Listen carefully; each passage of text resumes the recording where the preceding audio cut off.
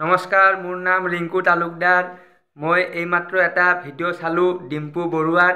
তেওঁ মানে ভিডিঅ'টোত কৈছে যে আমেৰিকাত কিয় জুই লাগিছে, আমেৰিকাৰ কেলিফৰ্ণিয়াত কিয় জুই লাগিছে।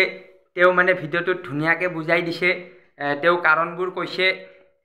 তো মই এতিয়া ডিম্পু বৰুৱাক অপেন চেলেঞ্জ কৰিব বিচাৰোঁ যে ডিম্পু বৰুৱা, আপুনি মোৰ লগত বহক আৰু আপুনি 1 ঘণ্টা কথা পাতক। আমি কথা পাতিম গুৱাহাটী সম্পৰ্কে।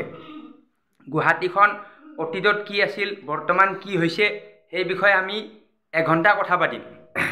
আৰু মই ভাবোঁ 1 ঘণ্টা কথা পাতিলে আপোনাৰ কটিত জুই লাগি যাব। মই এইখিনি কৈ আছোঁ। অন কেমেৰা কথা পাতিম। আপুনি য'তে কথা পাতে তাত মই যাম, কেমেৰা অন থাকিব, কথা পাতিম। 1 ঘণ্টা কথা পাতিম।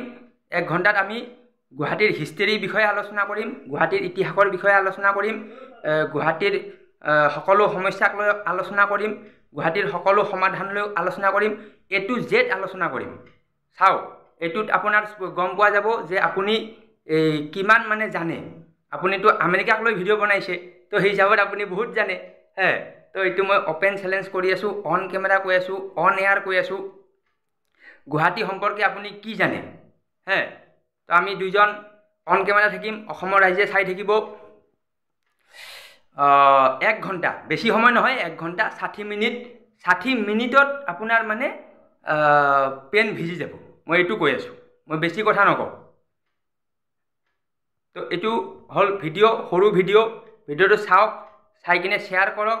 শ্বেয়াৰ কৰি আপোনালোকে কোনোবাই যদি ডিম্পু বৰুৱাক চিনি পায় কৈ দিলে হ'ল। এজন ল'ৰা ৰিংকু তালুকদাৰ, সি অপেন চেলেঞ্জ কৰিছে।